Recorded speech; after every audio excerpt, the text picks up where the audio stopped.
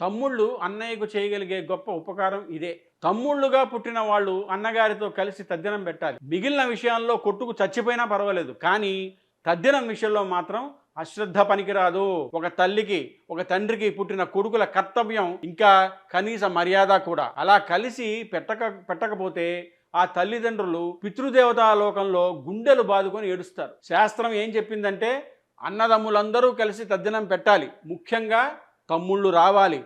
అన్నగారు చెయ్యి కింద పెడితే తమ్ముడు పైన చెయ్యి పెట్టాలి. పైన చెయ్యి పెట్టి నీళ్లు విడిచిపెట్టాలి. చిట్ట చివర కింద అన్నగారి చెయ్యి ఉండాలి. తాను పెద్దవాడైనా తన చెయ్యి కింద ఉండాలి. తమ్ముళ్ళ చేతిలో నుంచి పడినటువంటి నీళ్లు ఆఖరున పెద్ద కొడుకు చేతిలో నుంచి క్రింద పడాలి. పితృదేవతలు సంతోషించి ఆ కుటుంబం వర్ధిల్లేటట్టుగా వరాలిస్తారు.